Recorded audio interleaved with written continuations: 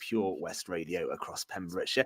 And on the way before 9 this Monday night, we've got plenty of big talking points, including a look ahead to the weekend's football coming up. Also news on Haverfordwest County's 2-0 local derby win over Ammanford in the Welsh Cup, and a red card for Liam Cullen as Swansea went down by 3-2 at Ipswich.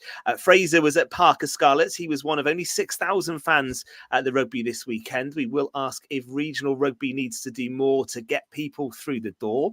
Indoor cricket, Premier League football, fantasy football, and tributes to the late Sir Bobby Charlton, and more to come as well. So let's get going. Fraser, Gordon and Tom are in the studio in Haverfordwest, raring to go this Monday evening. We were top of the league, Gordon. We're not anymore after we lost to Wolves. Never mind. It's only a game. You do take it a bit serious sometimes, man. But, Wolves, 2 goals in stoppage time. Stop you from going top of the league, staying top of the league. But there we are. There's a long season ahead. I'm sure they'll improve as the weeks go on. And Man United had a lucky win against Luton. Convincing 1-0 win at home to And Luton. Lindelof scored first time in three years. He's now United's top scorer, mate. Yeah, it says a bit, doesn't it? Yeah, no, we blew it on Saturday. If you're going to lose a game to do it that way, I hate to say it, but it was very Spursy, wasn't it? Fraser, how are you? Not too bad, Ben. Full weekend at a cricket presentation Friday night, and I was at Park Scarlets for my first visit of the season, and quite potentially my last, given what I had to sit through. So we'll come on to more of that later. But yeah, all good from my end. Yeah, we'll do some rugby in part 2. Excellent first hour. Gordon and Fraser did a great roundup of the local cup football. So you can listen to that again as a podcast. That will be on the website, purewestradio.com. Just for people who didn't listen in that first hour, Gordon, first up, what were the highlights of the local football for you this weekend? Well, I went to Clarbeston Road and they played Penclough and beaten them 4-2. But we spoke about it on air. If you listened to the interview, was Penna Robbins winning on penalties 4-3, a game that finished 4-4. But the Robins only had 9 players on the pitch after 90 minutes and managed to get a result. So be interested in anybody listening from Penna Robbins to tell us how that went. They clearly didn't watch Tottenham last Monday night then. They didn't go the high line. No. They played the high line with 9 men, no? I think they sat deep once they had 2 red cards there, mate. But I mean, it could cost them. We were laughing about it, obviously looking to fight the step in Division 1. It's great to get the win in the West Wales Cup. Yeah. We get respect, they're not going to be among the favourites to win that. No.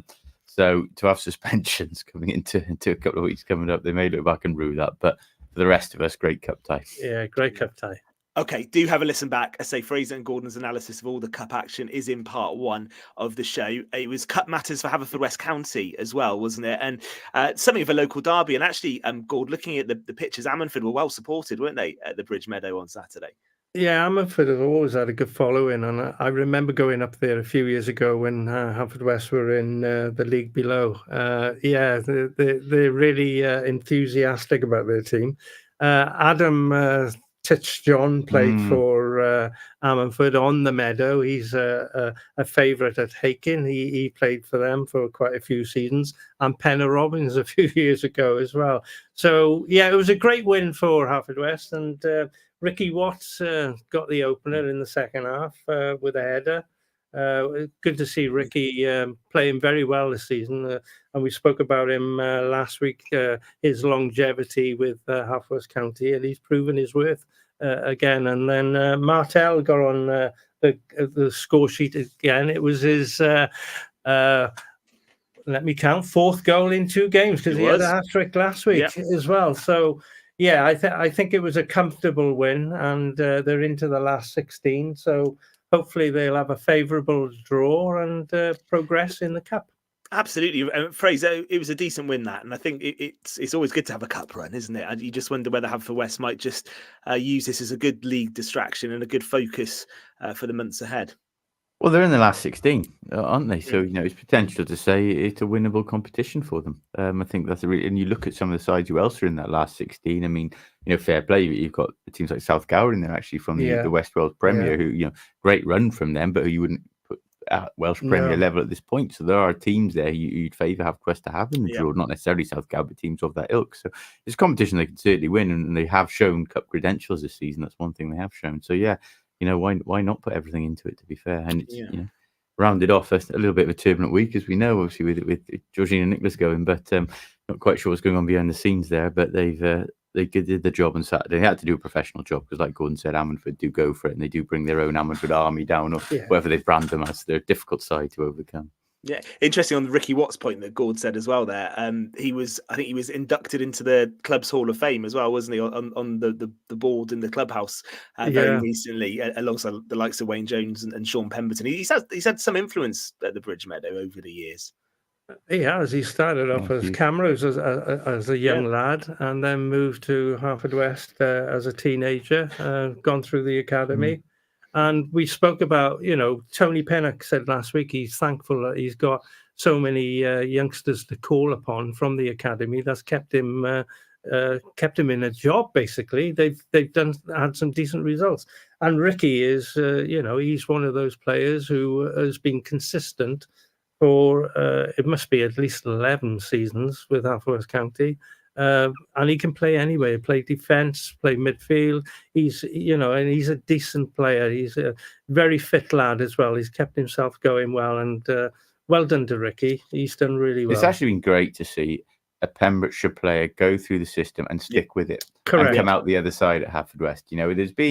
There was discretion over the years. I guess depending on your point of view, Haverfordwest did at one point get a lot of criticism for not giving local talent opportunity. On the other side of the coin, a lot of local talent went there and didn't stick it out. And the moment there was a sign of adversity or weren't playing regularly in the side, they were gone back to Pembrokeshire football. Ricky's never done that. No. Ricky's taken the rough with the smooth, and he now comes on, as we say, having had a great Haverfordwest career and in their Hall of Fame, and deservedly so. So it's actually a lesson to a lot of young players out there that it doesn't happen for you straight away. Not always a case of heading back to where it's easier, So I think there's testament to him, not just for his ability, but mental fortitude as well. It's good to see he's forged a good career out of it. And played in Europe as well, of course, very recently. Absolutely. Really good story there. Absolutely right.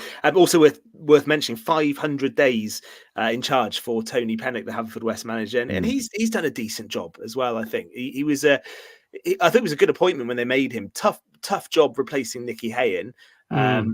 At the Bridge Meadow, but I like Tony Pennock, and I like the way he speaks. He's very honest, very open, and a good coach, and doing a good job, I would say. 500 days is a lifetime for any manager, any level these days, isn't it? So I hadn't realised it was that long. Yeah, look, we've spoken about it a lot. I'm not sure Haverfordwest are at the target they want to be, what they stated pre-season at the moment, obviously, because they seem hell-bent on getting in this top six, and at the moment they've still got work to do for that. But, he's an intelligent man. He's been around, he'll know it's a long season. He'll know all about perhaps the pitfalls of that European run, as well as the great highs from it as well. And it probably did follow a low. So, it's a good appointment, and it's a stable appointment. And you need stability these days because a lot of chopping and changing goes on, as we all know. Yeah, 500 days in charge, 24 wins, 81 goals, 64 points, and a first ever European victory in his stint as Haverfordwest manager. So he's done a decent job. As I say, have a listen back to Fraser and Gordon talking about the Senior Cup action from the weekend.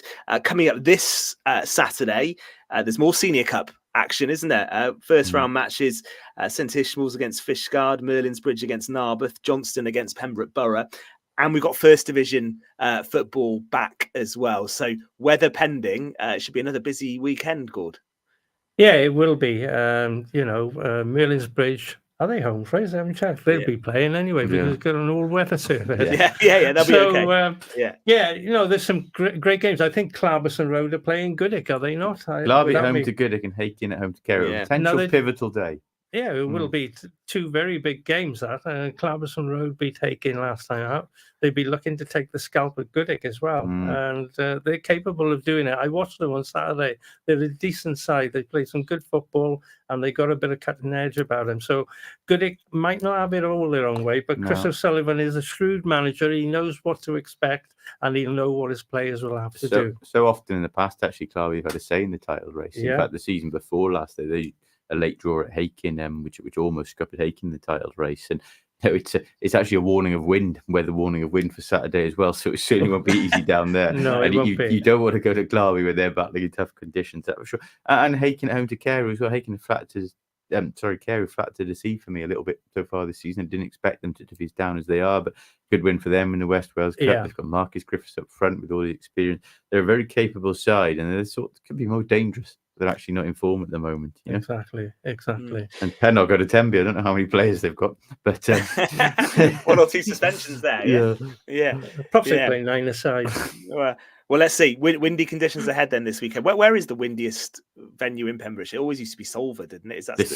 It's always Solva. I knew you'd say that, Ben. Yeah. There's no competition. No, that's the end of conversation. Yeah, I can imagine. I remember playing at Solva years ago. We were 4-0 up. We lost the game 5-4. Yeah. Wind played a part that day, did he did, very much. Yeah. Funny, one of my first games actually I played against Haverfordwest County, and Haverfordwest County, the second team in the Pembrokeshire League, said we were 3-0 down half time. Peter Blaine, the Haverfordwest keeper, scored that day, booted it from his own box, flew over everyone into the goal. But we actually ended up winning 4-3 because we had the wind in the second half. It's ridiculous football down there. Yeah. It is amazing, isn't it, when you can have that conversation. All right, lads, so we keep it to 4 first half. and we'll try and go for it in the second half. Yeah.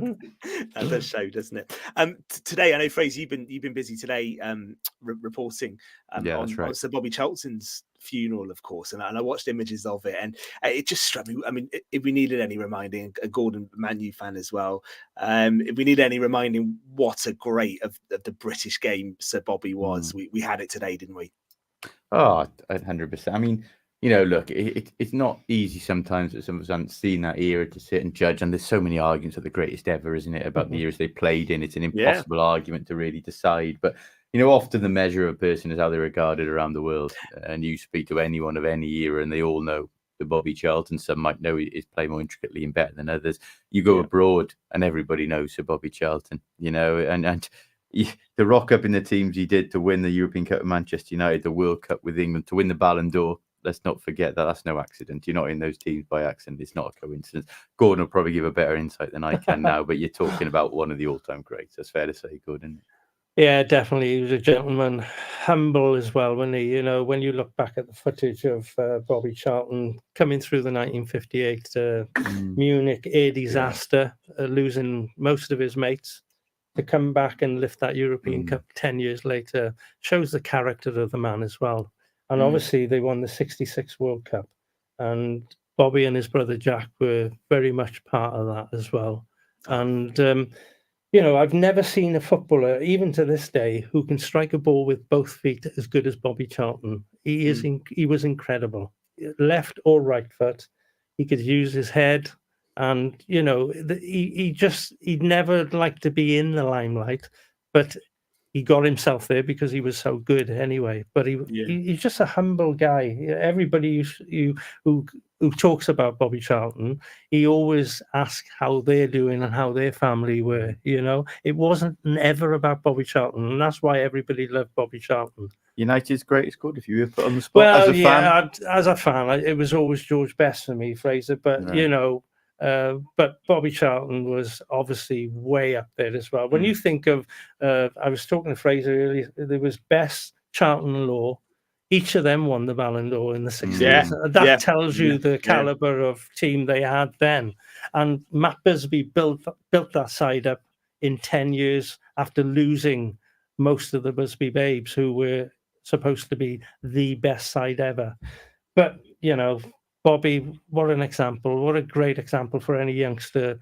Watch his footage and any interviews of Bobby, listen to him talk, because he knew the game inside out, and he was adored not only in Manchester but around the world. I heard a story today which I had never heard, and really I thought was heartwarming. In that 1968 final, of course, you know, such an attacking force of Bobby Charlton. He saw his goal record. I think only Wayne Rooney is past that at Manchester United, and he sacrificed himself in that 68 and volunteered to mark Eusebio, to man mark him. And you know, had little limelight, and you know, obviously you look at the clips of that fight, you don't really see him in them. You see Best going around the keeper and so on, and that was just summed up what an unselfish man he was. And talking about the 66, we've heard it now, 66 World Cup, he was out to mark Beckenbauer, and Beckenbauer was out to mark. That's right, yeah. Charlton, they cancelled each other out, you know. And he wasn't on TikTok afterwards. I can tell you that. No, he wasn't. No. You know, I do think there are some players, and you know, saying whether a player could drop into the modern era or vice versa is not Tough. easy. It's tough to do, isn't it? You can't compare eras, but No. there are some players that you think, if you were to drop Bobby Charlton in now, he'd adapt, wouldn't he? He would still have been a seriously great player, I think. And I think some 100%. players just would have crossed generations and would have survived. You just see the way he played the game. He would have adapted and still been one of the greatest of all time. Absolutely. If anyone wants to join in that debate, if you have got any memories of seeing Sir Bobby Charlton, or just wanted to say where do you think he rates in terms of all-time great British footballers? He's in that list, isn't he? He's one of the greatest, if not top of that list. Give us a message on the Facebook page and get involved tonight. And I also thought, just ahead of the final part of the show tonight, we've seen some good games of late, haven't we? Yesterday, we had a 4-4 draw between Chelsea and Manchester City. I just wondered some of the greatest games you've ever seen. So Fraser and Gordon, just have a think about that. Best ever football match you've ever seen. And we'll have that for the final part. And if anyone wants to get involved, leave us a message and we'll come to that in the third part of tonight's show, because I think there have been some contenders in recent weeks. I don't think Fraser will pick Ipswich 3, Swansea 2 from the weekend. I think he's still a bit disappointed with that, aren't you, Fraser? Yeah, after 8 minutes, I might have picked it, but then it all went haywire. And poor old Liam Cullen. Is that his first senior red card as well? His senior red card as well. Yeah. Unfortunately, that'll be suspension for him, but he's playing and he'll in. He will, and also he's in the Wales squad again, isn't he? Which is great. He's very much cemented that place, I think, in Rob Page's squad now. And in the Wales squad for a critical week now, 2 wins away from Euro 2024. Yeah, Armenia next Saturday, and then Turkey a week Tuesday. Yeah, big games for Wales. Good to see he's rated. Jason's got in touch to say Sir Bobby, one of the greatest players ever. Back in the days when you were allowed to tackle, no VAR, it was a man's game then. And that's one thing. I can imagine if you did apply VAR back in those days, Gord, as well. Well, can you just imagine? You wouldn't still be singing about 1966. I can tell you that for nothing. You'd be in a penalty shootout. I think that was over the line, wasn't it? Look, coming home. Hang on a minute. Newcastle got given a goal the other week when that ball was clearly over the line. It was very similar in '66. We'll take a moment. We're going to change the shape of the ball, in fact, in a few moments. We'll have a chat about the Scarlets. Fraser was there on Saturday. He's already said he's not sure he'll return anytime too soon. We'll find out exactly why, but there was also a Pembrokeshire presence as well at Parker Scarlets that we'll get to. We'll take a moment and we'll come back for part 2 of Pure West Sport next. Eaton-Evans and Morris Solicitors have traditional values